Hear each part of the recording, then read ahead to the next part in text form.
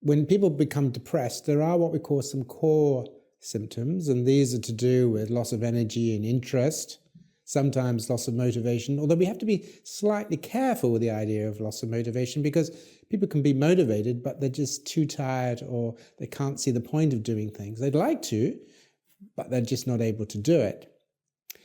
Changes in concentration, changes in emotion, you can become more anxious or more irritable, changes in the way you see the future, changes in your appetite, changes in your sleep. So there are lots of different symptoms of depression, and this relates to the biological aspects, how our bodies and brains are working, our psychological aspects, how we're thinking, what our emotions are, and the social aspects, what we're doing in terms of our social behavior.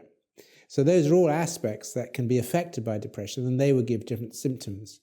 However, what modern research has shown, what recent research has shown, is that over and above those core symptoms, people can have lots of different symptoms associated with depression.